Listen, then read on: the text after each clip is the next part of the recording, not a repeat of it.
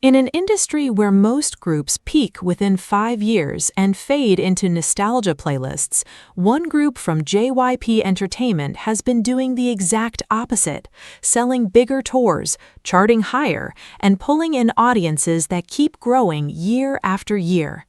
Stray Kids debuted in 2018 with 8 members, no major hit, and an unconventional sound that the Korean public didn't immediately embrace. Fast forward to now, and they've stacked 6 consecutive #1 albums on the Billboard 200, a record no K-pop group, and frankly, very few Western acts, can match. They've sold out stadiums across 4 continents, built a production system that operates almost entirely in-house, and locked in a fan base that doesn't just stream, it mobilizes. So here's the real question. In a generation overflowing with talent, marketing budgets, and viral moments, what exactly makes this particular group not just survive, but accelerate while others plateau? Is it the music? The business model? The members themselves? The answer is more layered than you'd expect, and some of these reasons have nothing to do with what happens on stage. Here are 7 reasons why Stray Kids aren't slowing down, and why the rest of the decade might belong to them. Number 7. The curse that never landed. In K-pop, there is an unwritten rule that has ended more careers than bad music ever could: the 7-year contract cycle. When South Korea's Fair Trade Commission tightened regulations on entertainment contracts, the standard exclusive agreement between agencies and artists was effectively capped at 7 years. On paper, that is artist protection. In practice, it became a countdown timer. The moment a group approaches year 6, the industry holds its breath, fans start bracing, and journalists begin drafting breakup retrospectives. The casualty list reads like a Hall of Fame turned graveyard. Sistar, one of the top girl groups of the early 2010s, disbanded in June 2017 right as their contract expired, despite still charting and selling out shows. 4Minute fractured in 2016 when Cube Entertainment could not keep all 5 members on board, losing everyone except Hyuna. G-Friend, who had built a devoted following and a catalog of genuine hits under Source Music, watched their contracts expire in May 2021, and the group simply ceased to exist. 6 members scattering to different labels practically overnight, with no farewell tour and barely a public explanation. Even within JYP Entertainment, Stray Kids' own agency, the curse hit with full force. GOT7, one of JYP's most prominent acts and a genuinely massive group across Southeast Asia, saw all 7 members walk away from the label in January 2021. Not a single one stayed. That was not just a renewal failure, it was a complete evacuation, and it rattled the industry because GOT7 was not a group in decline. They were still selling, still touring, still commanding audiences. The members simply wanted different paths, and JYP could not construct a deal structure that worked for all 7 of them. That recent institutional memory is exactly what makes Stray Kids' situation so significant. Their 7-year mark from debut landed in March 2025, placing the contract expiration window right in the center of what was already shaping up to be their biggest commercial era. They had just stacked multiple sold-out stadium tours across 4 continents, consecutive Billboard 200 #1 albums, and a global fan base that showed zero signs of plateauing. The question was never whether Stray Kids were successful, it was whether that success could keep 8 individuals, carrying 8 different sets of ambitions and possibilities, under one roof. And this is where the broader context gets sharper. In K-pop, when a group does manage to renew, it almost never happens without visible scars. EXO lost 3 Chinese members, Chris Wu, Luhan, and Tao, to contract disputes and lawsuits before the original terms even concluded, a legal battle that dragged through courts in both South Korea and China, and permanently altered the group's formation and sound. 17 renewed with Pledis Entertainment under the Hybe umbrella in 2022, with all 13 members intact, but even that process involved extended negotiations, public speculation, and reassurance campaigns directed at anxious fans. Clean renewals, where every single member re-signs with zero public turbulence, are the statistical outlier in this industry, not the standard outcome. Stray Kids delivered precisely that kind of outlier result.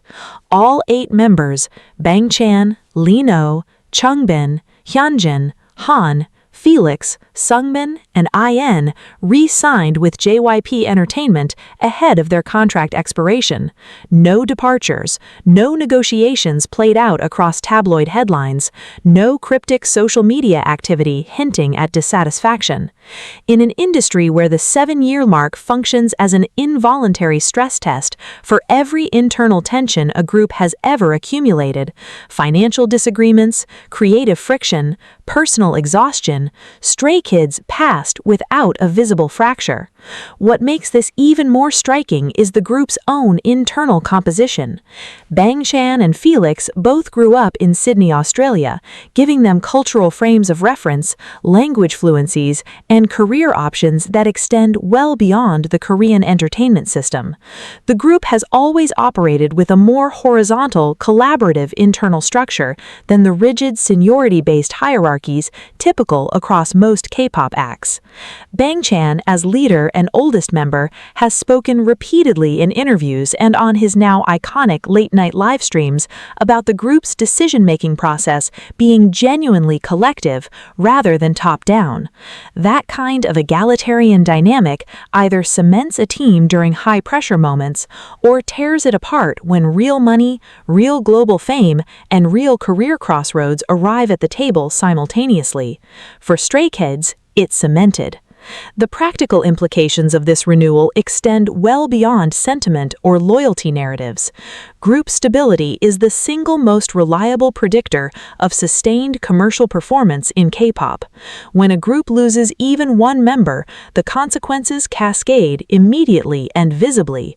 Concert formations collapse, line distributions require complete rewrites, fan communities fracture into solo stan camps that often turn hostile towards each other, and the label is forced to hemorrhage time and resources on forward momentum. EXO's post-departure era, while still commercially viable, never recaptured the unified commercial force of their original 9-member formation.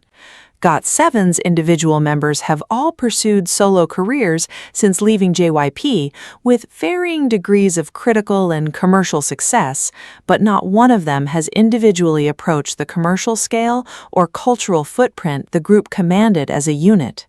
In this industry, the collective entity is almost always exponentially more valuable than the sum of its individual parts. By locking in all 8 members, Stray Kids did not merely dodge a well-documented curse, they neutralized the single biggest structural risk that derails K-pop groups precisely at the height of their commercial power.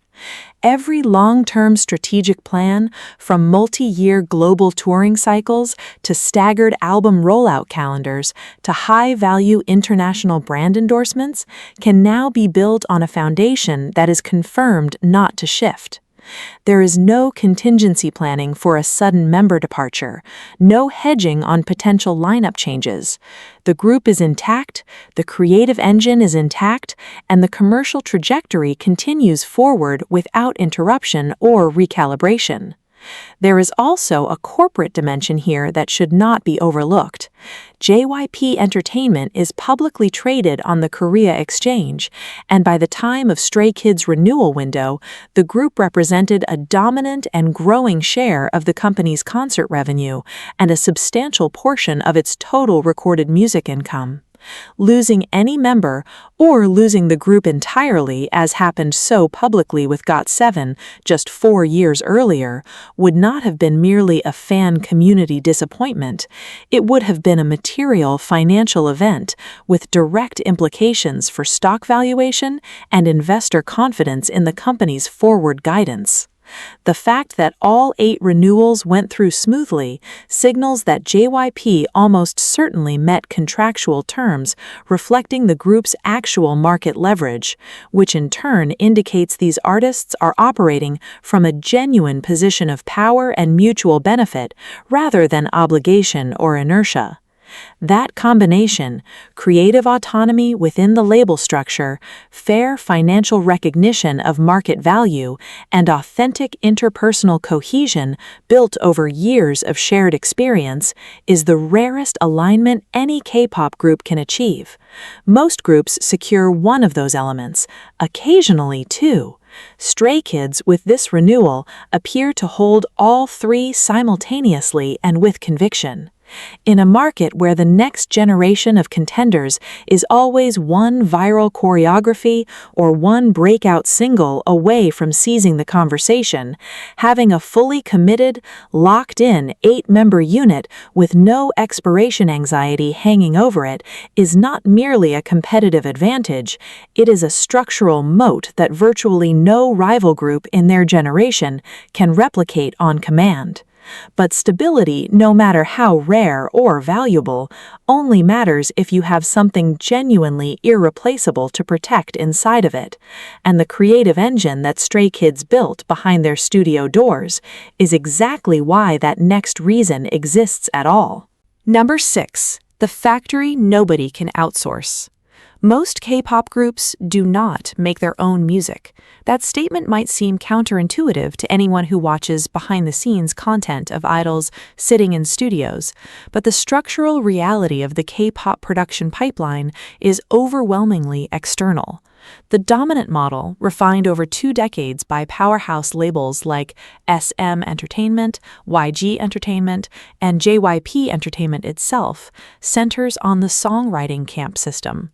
Labels invite networks of domestic and international producers, top-liners, and lyricists to submit demos, which are then screened by A&R teams, polished by in-house arrangers, and assigned to groups who learn and perform the material. Under this system, the artists are interpreters, skilled, charismatic, sometimes brilliant interpreters, but rarely the architects of the music they release. SM Entertainment built entire generational empires this way, cycling songs through producers in Scandinavia, the United States, and the United Kingdom before a single Korean lyric was written. It works. It has generated some of the greatest pop music of the century. But it also creates a dependency. The group's sound, identity, and creative direction live outside the group itself, housed in the label's A&R department and its network of external collaborators. If the label's taste shifts, the group shifts with it, sometimes into territory that does not suit them, sometimes quietly into irrelevance. Stray Kids operate under a fundamentally different architecture. At the center of their creative process sits 3RACHA, the in-house production unit composed of Bangchan, Changbin, and Han. These 3 do not simply contribute ideas or write the occasional B-side to pad an album.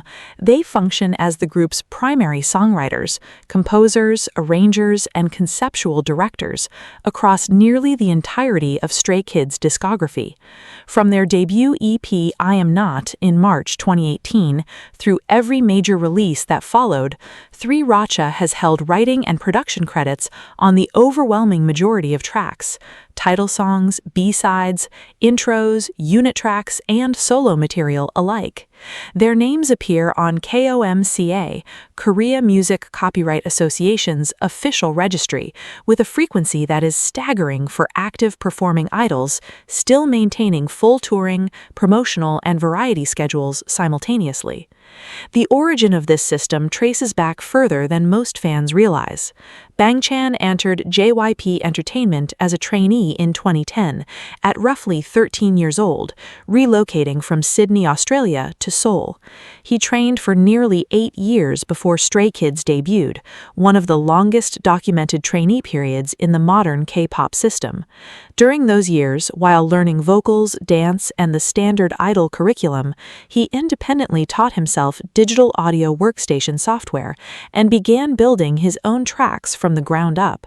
By the time JYP designed the Stray Kids survival show on Mnet in 2017 to form and introduce the group, Bangchan was not just a polished performer, but a functioning music producer capable of constructing complete songs from scratch. The show itself was structured in part to showcase this creative ability, deliberately differentiating the future group from the standard JYP entertainment formula that had launched acts like 2PM, GOT7, and Twice through more conventional A&R pipelines. Changbin and Han, both formidable lyricists and rappers in their own right, locked into a creative partnership with Bangchan during the pre-debut period. The three began releasing music together as 3racha on SoundCloud before Stray Kids even officially existed as a debuted group, building a small but intensely loyal following based purely on the quality of their production work. Those SoundCloud tracks were raw, unpolished by label standards, and stylistically aggressive, but they demonstrated something that no amount of corporate investment or trainee development can manufacture: genuine creative chemistry between collaborators who think in complementary directions.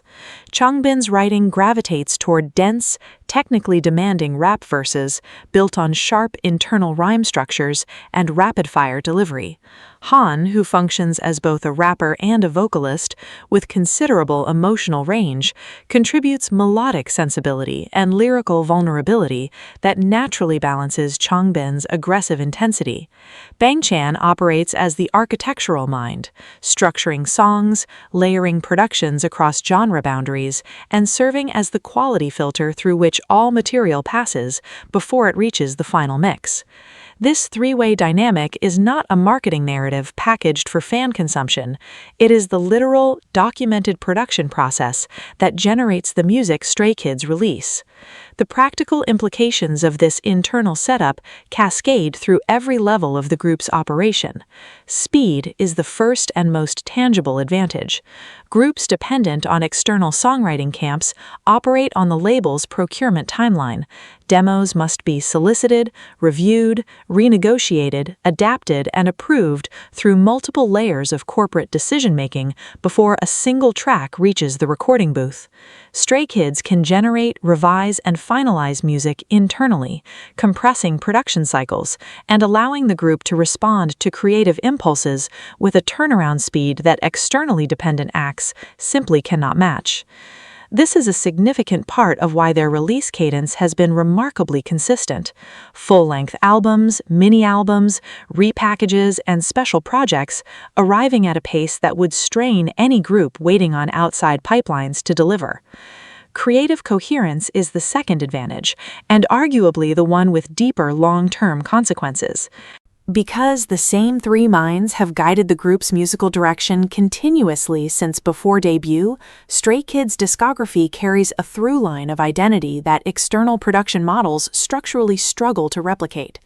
Their sound has evolved significantly from the aggressive, noise-influenced, hard-hitting productions of their early releases to the more textured but still genre-resistant work on albums like Ordinary, Maxident, 5 Star, and 8. But the evolution feels authored rather than assigned.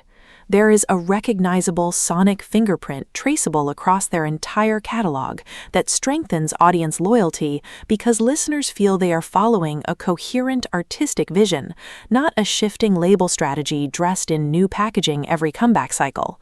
The financial architecture reinforces this further. Comca royalties flow directly to registered songwriters and composers, meaning Bangchan, Changbin, and Han earn publishing income on top of the standard artist revenue splits from album sales, streaming, and touring. Publishing royalties represent one of the most durable and scalable income streams in the entire music industry, compounding steadily over time as catalog streams accumulate across platforms. For most K-pop idols, the songwriting income generated by their biggest hits flows to external composers they may never have personally met. For 3racha, that revenue stays within the group. This also functions as a retention mechanism. Members earning growing publishing royalties from an expanding catalog have concrete financial incentive to keep releasing music together, layering economic logic on top of whatever personal and creative bonds already hold the team intact. The remaining members contribute meaningfully as well. Lino, Hyunjin, Felix, Seungmin, and IN have earned credits on selected tracks for lyrics and conceptual contributions, and the group's choreography and visual direction involve collective input, extending well beyond the three Racha production core. But the engine, the consistent, prolific, genre-spanning production engine that defines what Stray Kids sound like and determines how quickly they can move, runs on those three. Park Jin-young, JYP Entertainment's founder and one of the most experienced hitmakers in Korean pop history, has publicly acknowledged granting Stray Kids a degree of creative autonomy that is unusual within his own company's operational philosophy, a concession that only makes strategic sense when the internal talent justifies the risk of loosening corporate creative control.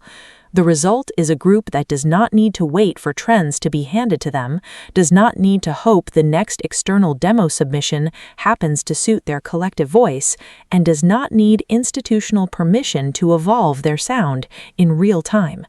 They own their creative pipeline outright, and in an industry where the vast majority of acts rent theirs from a rotating cast of outside professionals, that distinction is not cosmetic, it is structural, and it compounds over time like interest accumulating in an account that nobody else holds the keys to. But even the most sophisticated studio engine needs a stage to prove its worth, and what Stray Kids have built on the touring circuit is not just a concert series, it is a commercial operation that has quietly redefined what a fourth-generation group can earn in a single year. Number 5. The stadium economy. In the modern music industry, the economics of recorded music have fundamentally inverted. Streaming platforms pay artists fractions of a cent per play. Spotify's average per-stream payout hovers around meaning a song needs hundreds of millions of streams just to generate what a moderately successful physical album sale would have produced 2 decades ago. Album sales, once the bedrock of artist revenue, have been largely replaced by digital consumption that generates significantly less per unit. The economic center of gravity for commercially successful artists has shifted decisively toward one revenue stream: live touring. This is not speculation. It is an industry-wide structural reality documented by every major music business report published in the last decade, from Goldman Sachs projections to IFPI global reports.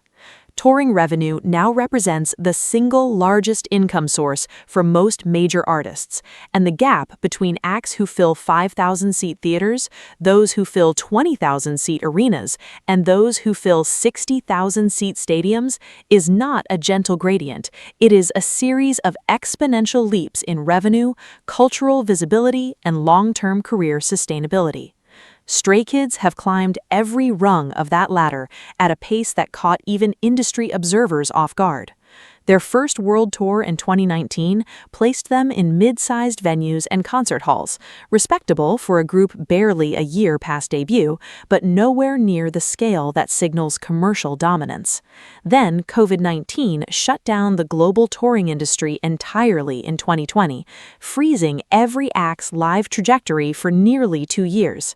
When touring resumed, most groups faced the challenge of rebuilding momentum from scratch, reactivating production crews, renegotiating venue contracts, and testing whether pandemic-era online fanbases would actually convert into physical ticket purchases.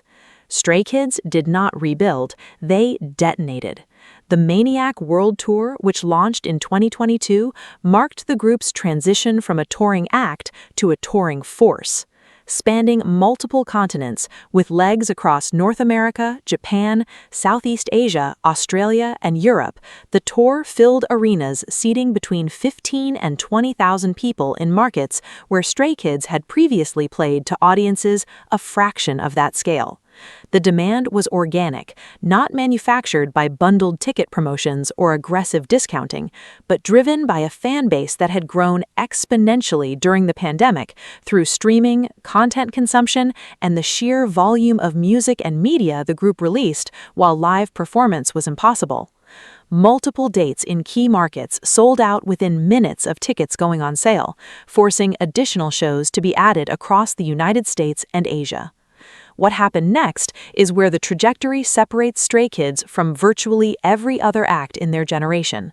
Most K-pop groups that successfully complete an arena-level world tour stabilize at that tier, cycling subsequent tours through the same circuit of 15 to 20,000 capacity venues with incremental geographic expansion. The jump from arenas to stadiums, venues seating 40, 50, 70,000 or more, is one of the most difficult scaling challenges in the live entertainment industry. It requires not just a larger fan base, but a fundamentally different density of demand, the kind where a single market can absorb tens of thousands of tickets at premium price points without extensive promotional discounting. In the entire history of K-pop, only a handful of acts have consistently filled stadium-level venues on a global tour. BTS achieved it, Blackpink reached it selectively, and Stray Kids joined that tier. Their subsequent touring cycles placed the group in major stadiums across the United States, Asia, and beyond, venues seating 50,000 to over 80,000 people, requiring production infrastructure, crew operations, and logistical coordination that dwarf anything in the arena circuit. Their Japanese dome tours put them in Tokyo Dome, Kyocera Dome, Osaka, and other landmark venues that represent the peak of live performance achievement in the world's second-largest music market. Each of these domes holds between 40 and 55,000 fans per show, and Stray Kids sold out multiple dates at each location. The revenue mathematics at stadium scale are transformative. A single stadium date generating gross ticket revenue in the millions of dollars, multiplied across dozens of shows spanning multiple continents, produces annual touring income that fundamentally alters an artist's financial standing and their negotiating leverage within the label relationship. Layer on merchandise revenue, light sticks, tour-exclusive apparel, photo card sets, and collectible goods that K-pop audiences purchase at rates significantly exceeding Western concert norms, and the per-show figure climbs further. Stray Kids' official lightstick, the Na Shimbong, has become one of the most recognized fan items in K-pop, and the sight of tens of thousands of them illuminating simultaneously across a stadium floor has become a defining visual signature of their concerts. But raw capacity figures capture part of the equation. What separates Stray Kids from many peers is the performance standard they maintain at scale. The group is known within the industry and among concert reviewers for delivering high-energy, vocally live performances that do not rely heavily on backing tracks or reduced choreography. A meaningful distinction in an industry where lip-syncing during physically demanding routines is commonly accepted as standard practice. Bang Chan's extended crowd interaction segments, delivered in English, Korean, Japanese, or whatever language fits the local market, have become a signature element of their shows, generating a sense of direct connection that is extraordinarily difficult to manufacture in venues seating tens of thousands. Production values have scaled in lockstep. Elaborate stage constructions featuring extended runways, multi-level platforms, pyrotechnics, and synchronized lighting systems transform each concert into a visual spectacle that matches the sonic intensity the group brings to every performance. This level of investment is not decorative. In the stadium touring economy, the live experience itself is the product. Fans are not paying premium prices to hear songs they can stream for free at home. They are paying for an unreplicable experience. And groups that understand that distinction are the ones that sustain multi-cycle touring careers rather than peaking with a single blockbuster run followed by diminishing returns. Beyond the visible spectacle, Stray Kids' touring infrastructure, the production crews, logistics partners, routing expertise, and granular market intelligence on where demand exists and at what price sensitivity has matured into an operational asset that compounds in efficiency with each successive tour cycle. Routes are optimized based on historical data, local promoter relationships are deepened, and each market's demand curve is mapped with increasing precision. This institutional knowledge is invisible to fans, but invaluable to the business, and it represents a competitive advantage that newer groups cannot shortcut, regardless of how rapidly their streaming metrics grow. A debut single going viral is one thing. Having the mature operational machinery to put 70,000 people in a stadium in a foreign country, deliver a show that converts every one of them into a repeat customer, and execute that operation night after night across 30 or 40 dates on multiple continents, that is an entirely different category of commercial achievement, and it is one that Stray Kids are currently executing at a level that only 2 or 3 other K-pop acts in history have reached.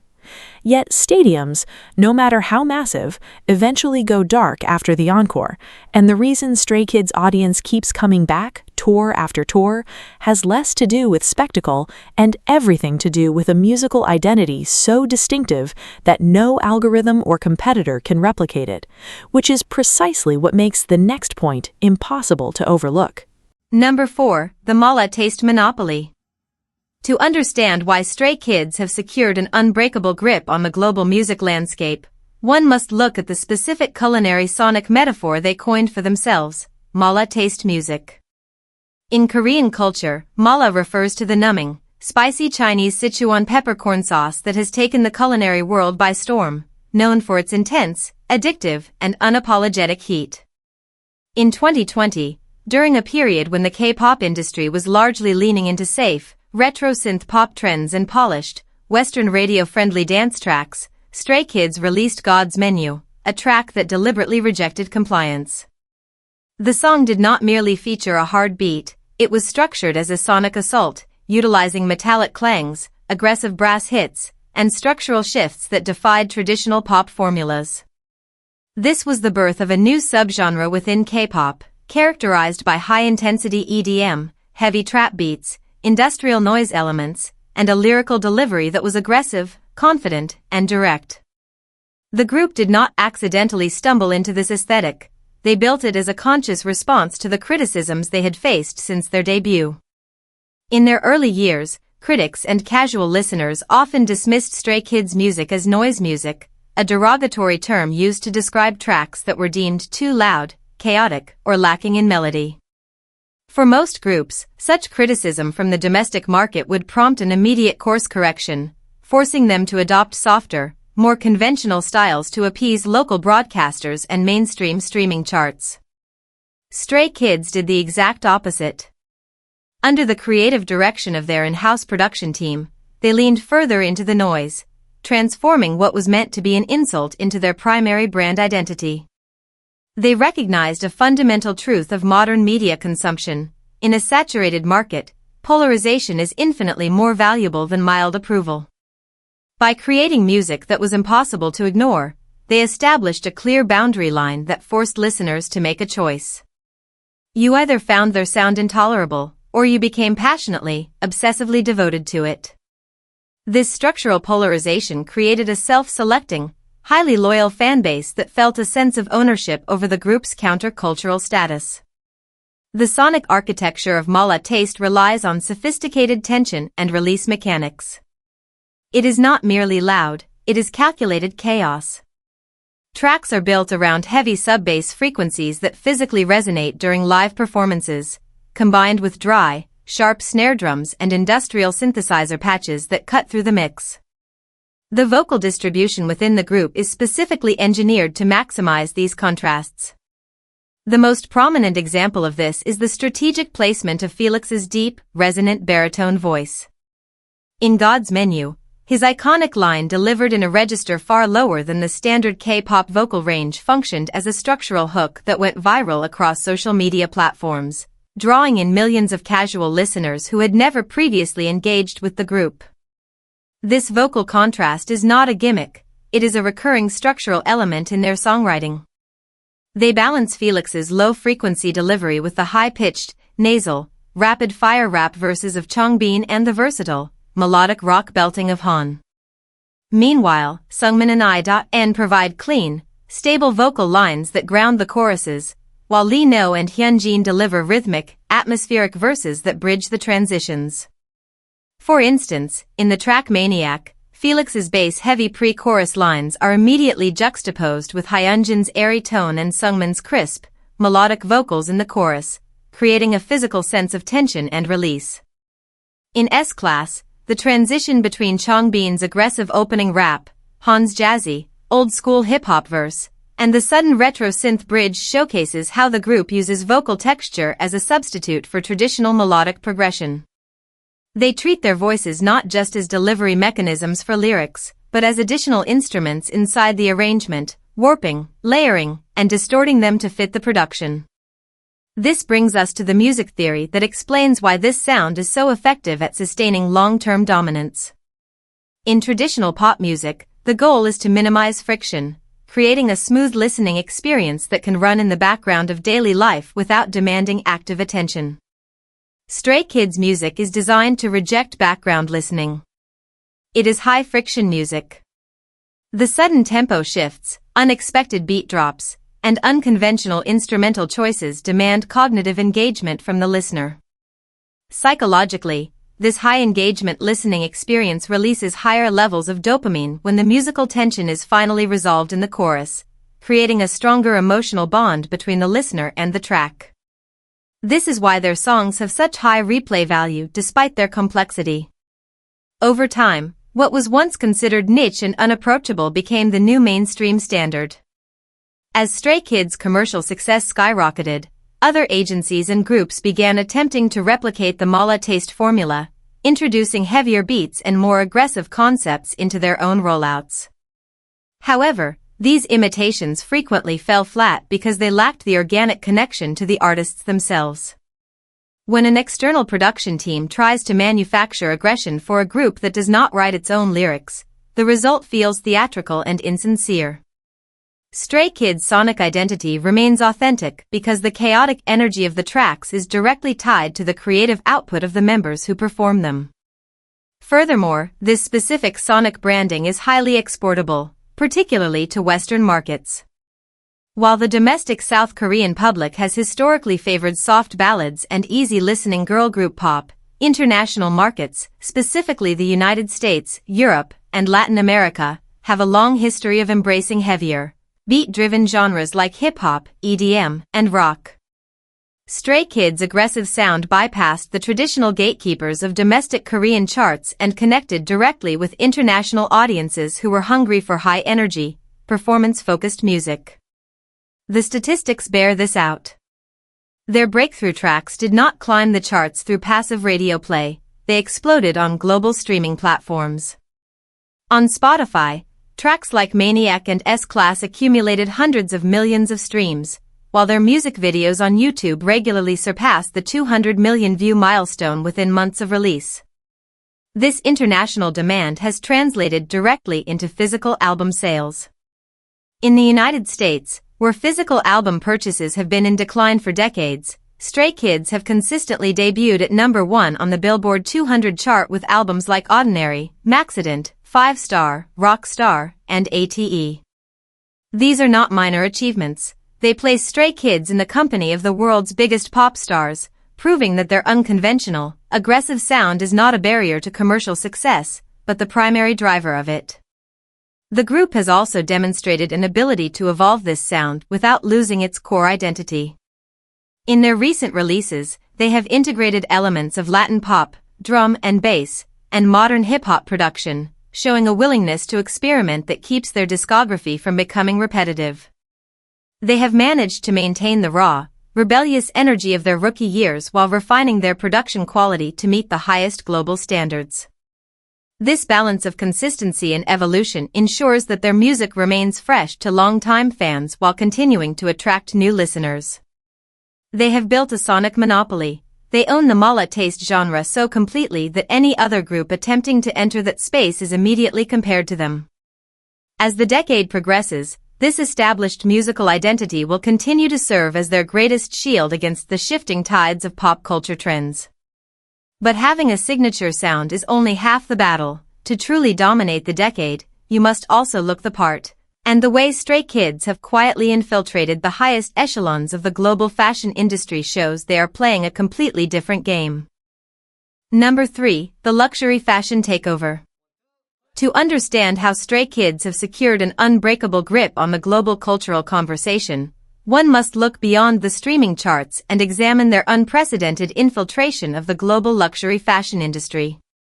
In the mid-2020s, a fundamental structural shift occurred within the high fashion ecosystem. Luxury conglomerates like LVMH, Kering, and Richemont began shifting their multi-million-dollar marketing budgets away from traditional Hollywood actors and Western musicians, redirecting their focus toward K-pop artists. The reason was purely financial. K-pop fanbases possess a level of digital engagement, brand loyalty, and purchasing power that Western celebrity fanbases simply cannot replicate. Stray Kids capitalized on this industry transition in a way that had never been seen before. The historical peak of this crossover occurred in May 2024, when Stray Kids became the first entire K-pop group in history to attend the Met Gala together. Dressed in custom-tailored outfits designed by American fashion icon Tommy Hilfiger, the 8 members walked the red carpet as a single, unified entity. This was not merely a photo opportunity, it was a high-stakes corporate alliance. According to data released by Launchmetrics, a marketing platform that tracks media value, Stray Kids' Met Gala appearance generated tens of millions of dollars in media impact value, MIV, within 48 hours, eclipsing the engagement metrics of almost every other attendee. In the case of the Met Gala, Tommy Hilfiger himself noted that the group's presence was a monumental event for his brand, as their fans generated an unprecedented volume of digital interactions that drove traffic to the brand's digital platforms. The media ecosystem surrounding these events is highly competitive, and the fact that Stray Kids consistently rank at the top of these rankings is proof of their immense global marketing power. The visual impact of all 8 members appearing in coordinated navy, red, and white suits on the steps of the Metropolitan Museum of Art signaled that the group had transcended the boundaries of music to become recognized as global style icons. The collective impact of the Met Gala was built upon a foundation of highly lucrative individual brand partnerships that the members had been securing over the preceding years. Hyunjin's relationship with the historic Italian fashion house Versace represents one of the most successful artist-brand alignments in modern luxury marketing. Appointed as a global brand ambassador by Donatella Versace herself, Hyunjin became the face of the brand's holiday campaigns, runway shows, and global advertising. Donatella Versace publicly expressed her admiration for Hyunjin's artistic expression, stage presence, and unique visual energy, highlighting that he embodied the bold, rebellious spirit of the brand. His attendance at Versace's Milan Fashion Week shows routinely shut down surrounding streets, as thousands of fans gathered hours in advance just to catch a glimpse of him entering the venue. The commercial impact of this partnership was immediate. Items worn by Hyunjin in campaigns and airport appearances sold out globally within hours, demonstrating a direct correlation between his personal brand and luxury consumer behavior. This was not a passive endorsement, it was an active partnership where Hyunjin's personal style was integrated into the brand's visual identity, culminating in massive billboards featuring his face in major retail capitals from New York's Fifth Avenue to Tokyo's Ginza district. In parallel, Felix secured a historic alignment with the French luxury powerhouse Louis Vuitton. Handpicked by Nicolas Gasquire, the artistic director of Louis Vuitton's women's collections, Felix was appointed as a house ambassador. This relationship went beyond standard promotional duties.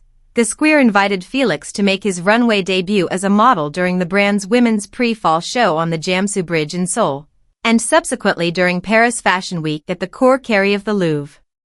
Felix walked the runway alongside established international models, demonstrating a physical versatility and modeling capability that proved he was not merely a celebrity guest, but a functional participant in the high fashion system.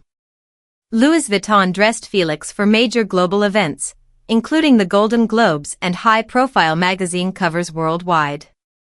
The brand's decision to place Felix in campaigns for women's collections highlighted his fluid, modern aesthetic, which aligns perfectly with contemporary luxury trends that reject rigid gender boundaries. The visibility generated by Felix's Louis Vuitton campaigns, which occupied prime advertising space in airports and shopping districts globally, provided the group with continuous, high-premium public exposure that kept their brand relevant even during periods when they were not actively promoting new music. The remaining members of Stray Kids have executed similarly strategic partnerships, ensuring that the group's presence is felt across the entire spectrum of the high fashion landscape. Lee No established a strong relationship with Gucci, attending their cruise shows and editorial shoots, bringing his classic, sharp visual style to the Italian heritage brand. Seungmin aligned with the Spanish luxury house Loewe, attending their Paris Fashion Week presentations and showcasing the brand's intellectual, avant-garde designs. I.N captured the attention of Alexander McQueen, attending their runway shows in Paris and modeling their structured, dramatic silhouettes. Meanwhile, Bang Chan, Changbin, and Han secured partnerships and editorial placements with brands like Fendi, Balenciaga, and Dolce & Gabbana. This comprehensive distribution of members across competing luxury houses is a deliberate strategic position. It means that during any global fashion week calendar, Stray Kids is represented at almost every major high-profile runway show. The media coverage generated by these appearances feeds back into the group's musical promotions, creating a virtuous cycle where high fashion validation elevates their music video aesthetics, and their musical success drives their fashion marketability. The fashion houses frequently sponsor the group's stage outfits and music video wardrobes, ensuring that Stray Kids always present a visually premium, expensive aesthetic that reinforces their status at the top of the industry hierarchy. The financial logic behind these partnerships is robust. In the modern entertainment industry, an artist's longevity is tied to their ability to diversify their income streams. While touring and physical album sales generate significant revenue, they also require massive operational costs, physical exertion, and time commitment. Luxury brand contracts, on the other hand, provide high-margin revenue with relatively low physical demand, allowing the members to build wealth and personal brand equity that will sustain them throughout their careers. For JYP Entertainment, these fashion partnerships represent a highly profitable stream of passive licensing income that requires minimal company infrastructure to support, as the luxury brands handle all production, marketing, and distribution costs. More importantly, these alignments create a psychological barrier of prestige around the group. When consumers see Stray Kids associated with the most exclusive heritage brands in the world, the group is elevated above the standard category of idol performers. They are framed as cultural elites, which shields them from the typical volatility of pop music trends. If a group's musical release underperforms commercially, their luxury fashion standing remains a stable anchor of public relevance and prestige, ensuring that their commercial value does not fluctuate wildly based on weekly chart positions. This high fashion infiltration has also fundamentally reshaped the group's visual identity in their own music. Their recent music videos and concept photos feature styling that borrows directly from the runway, incorporating high fashion silhouettes, avant-garde textures, and luxury accessories that elevate the visual quality of their content to a cinematic level. The gritty, industrial aesthetic of their early days has not been abandoned. Instead, it has been polished, refined, and made expensive looking, matching the maturity of their sound. By dominating the fashion capitals of Milan, Paris, New York, and Seoul, Stray Kids have proven that their influence is not confined to the audio track.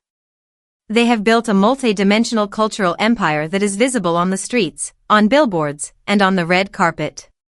Yet, this entire high fashion structure, with all its glamour and prestige, would collapse if the group did not possess a digital army capable of turning every social media post into a global event, which leads directly to the next reason why their position at the top is completely secure. Number 2, the fandom infrastructure engine. To understand the longevity of a global pop phenomenon, one must look past the music and analyze the digital mobilization machine that keeps it alive, the fanbase. In the K-pop industry, fanbases are not passive consumers of entertainment. They are highly organized, decentralized, self-governing digital entities that operate with the efficiency of modern political campaigns or multinational marketing firms. For Stray Kids, this force is Stay, a name established in August 2018. It was not a random marketing choice, but a structural contract defining the relationship between the group and its audience. While casual observers often dismiss K-pop fans as hyper-fixated teenagers, the reality is a sophisticated global network of adults and youth who coordinate across time zone boundaries, linguistic barriers, and digital platforms to execute complex marketing strategies.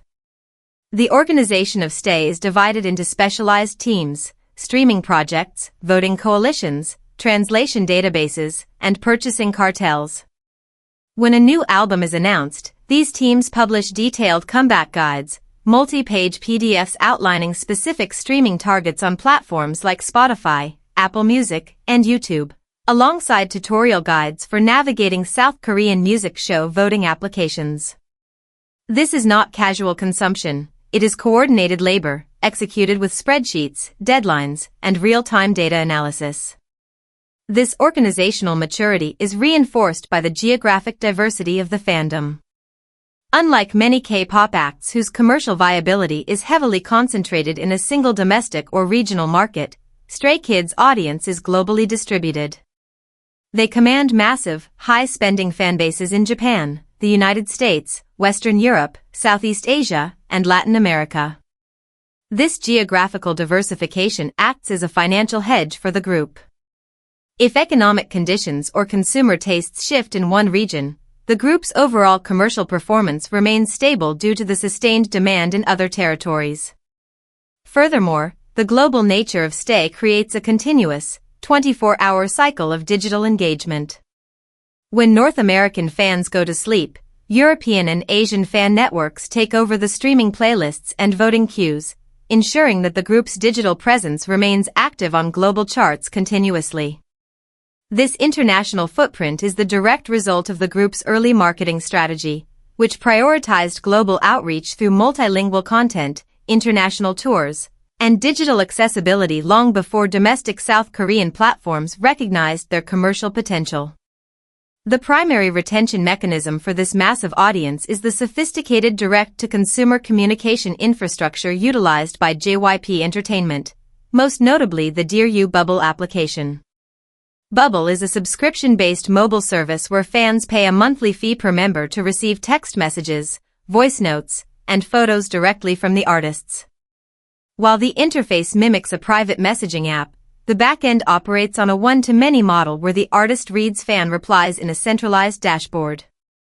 For Stray Kids, Bubble has become a massive commercial asset and a powerful tool for community building. The group's members are among the most active users on the platform across the entire K-pop industry. Felix, Lee No, and Bang Chan frequently send dozens of messages a day, sharing mundane details of their schedules, photos of their meals, or late-night thoughts. This constant stream of communication creates an intense, authentic parasocial relationship that converts casual listeners into high-paying, long-term consumers. The economic returns are staggering. Bubble generates high-margin, recurring software subscription revenue for both the label and the artists, with minimal operational overhead. Psychologically, it creates a sense of direct access and intimacy that reduces fan churn, making the audience highly resilient to the passage of time or the arrival of newer, younger competitor groups. This direct connection was historically anchored by Chan's Room, a weekly live stream hosted by the group's leader, Bang Chan, on platforms like V Live and YouTube. Running for over 200 episodes, this stream functioned as a weekly virtual town hall for the global fandom. Bang Chan would sit in his production studio, play songs recommended by fans, discuss the creative process behind their music, and address community issues directly, often speaking in both English and Korean. Chan's Room became a unique institution within K-pop, building a deep level of interpersonal trust between the leader and the audience. When the group faced external controversies, criticisms, or high-stress periods, Bang Chan used this platform to offer reassurance, validate fan anxieties, and maintain community cohesion. Although the weekly stream was eventually discontinued due to changing corporate policies and scheduling demands, the legacy of that trust remains a primary stabilizing force for the fanbase. The audience does not view Stray Kids merely as corporate performers, but as partners in a shared journey, which creates a level of loyalty that is virtually immune to the typical cycles of celebrity obsolescence. The practical execution of this loyalty is visible on the global charts. When Stray Kids release an album, Stay mobilizes to purchase physical copies in volumes that place the group on par with major Western artists. In K-pop, physical albums are treated as collector's items, packaged with photobooks, postcards, and randomized photocards that encourage multiple purchases per consumer. Stay optimizes the purchasing process through bulk buying coordinates, pooling global funds to purchase albums directly from retail partners to maximize chart impact. This mobilization capability is the reason why Stray Kids have been able to secure 6 consecutive #1 debuts on the Billboard 200 chart. It is not the result of spontaneous viral trends, it is the output of a highly organized, highly funded digital army executing a well-planned commercial campaign with military precision every time the group returns with new music. As the decade progresses, this fandom infrastructure will continue to serve as the group's ultimate competitive moat. While newer groups may capture temporary public attention with viral singles, they lack the mature, globally distributed, and highly capitalized fandom engine required to sell out stadium tours and maintain continuous chart dominance. Stay is a self-sustaining ecosystem that recruits new members, funds its own promotional campaigns, and secures the group's commercial future regardless of mainstream media coverage. But even the most dedicated army needs a general to direct their energy, and the final, most critical reason Stray Kids will dominate this decade lies in the hands of the leader who built the group from the ground up, rewriting the corporate blueprint of K-pop itself. Number 1. The architectural leader and the corporate blueprint. To understand the ultimate structural advantage that guarantees Stray Kids' dominance for the rest of the decade, one must examine the very genesis of the group's formation. In the standard operating procedure of the K-pop industry, groups are assembled through a top-down corporate pipeline. Casting directors scout talent, trainers evaluate skills over years of instruction, and executive committees run screen tests to match individuals based on visual harmony, height distributions, and complementary vocal profiles. The future idols have no say in who their teammates will be. They are placed together by corporate decree and expected to develop interpersonal chemistry on camera. This assembly line methodology has launched hundreds of successful groups, but it carries an inherent structural risk. Because the members did not choose to work together, their relationships are susceptible to internal competition, conflicting career ambitions, and personal friction that can fracture the group over time. Stray Kids bypassed this entire structural flaw. Park Jin-young, the founder of JYP Entertainment, broke decades of agency precedent by delegating the selection of the group's lineup entirely to Bang Chan. Having spent nearly 8 years as a trainee within the company, Bang Chan possessed an intimate knowledge of the trainee pool. He did not select members based on corporate checklists, he handpicked Lee No, Changbin, Hyunjin, Han, Felix, Seungmin, and I.N based on shared artistic vision, personal chemistry, and mutual trust. This self-selection process altered the internal power dynamics of the group from day one. In K-pop, the leader is typically appointed by the label, often based simply on age or duration of training, which can lead to friction if other members do not respect their authority. Because Bang Chan personally chose each member, he did not need to assert authority, he had already secured their respect. This foundation allowed the group to establish a horizontal leadership style that is rare in Korean entertainment, where strict age hierarchies and professional seniority usually dictate behavior. Bang Chan structured the group as a collective partnership.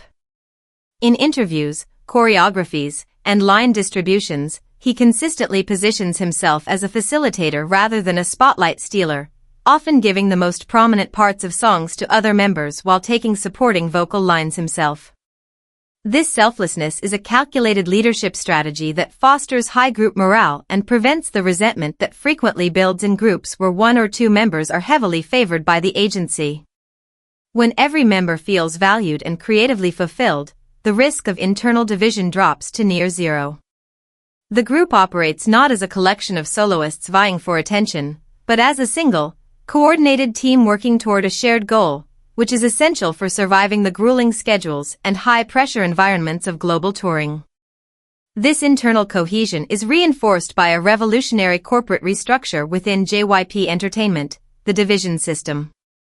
Historically, K-pop agencies operated under a centralized management model where a single marketing department, a single creative team, and a single A&R team handled all artists on the label's roster. While this consolidated resources, it created immense corporate bottlenecks. A group's comeback could be delayed for months because the creative team was focused on another artist's release, and decisions had to clear multiple layers of corporate executives. In 2018, JYP Entertainment dismantled this model, dividing the company into autonomous, self-contained business units known as divisions. Stray Kids was placed under Division 1, a dedicated team of marketing, creative, A&R, and management professionals whose sole responsibility is the development and promotion of Stray Kids. This division functions as a nimble, independent label within the safety of a major public corporation. It allows for rapid decision-making, direct communication, and a highly customized promotional strategy that aligns perfectly with the group's rapid-fire release cadence. If 3 Ratcha writes a track, Division 1 can immediately approve, package, and schedule it without waiting for approval from other departments, giving Stray Kids an operational speed that is unmatched by their competitors. At the intersection of this division system and the group's creative engine stands Bang Chan, functioning as the vital bridge between corporate interests and artistic execution. Because of his long tenure at the agency, he understands the corporate language and financial objectives of JYP Entertainment. He does not pitch creative ideas as rebellious artists demanding freedom. He presents them as viable business strategies backed by production metrics. This corporate literacy has earned him the trust of JYP's executive board, giving Stray Kids a degree of creative autonomy that is virtually unprecedented for a group under a major public agency. When the label's executives questioned the commercial viability of their aggressive, non-traditional tracks, Bang Chan was able to advocate for the group's vision, proving through sales and engagement data that their unique sound was their greatest commercial asset. This alignment of self-assembled group trust, corporate agility through the division system, and sophisticated leadership creates an unbreakable foundation. Most K-pop groups suffer from a misalignment between what the artists want, what the fans want, and what the corporate executives demand.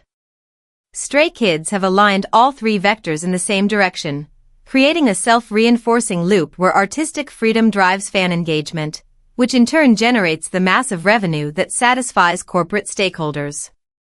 When you look at the landscape of K-pop for the remainder of the decade, the competitive field is crowded with talent, high budgets, and corporate ambition. However, no other group possesses the specific combination of structural moats that Stray Kids have built over the last 8 years. They have neutralized the 7-year contract curse through a clean, unified renewal, securing their lineup with no internal fractures. They own their creative pipeline through 3 Ratcha, freeing them from dependency on external songwriting trends.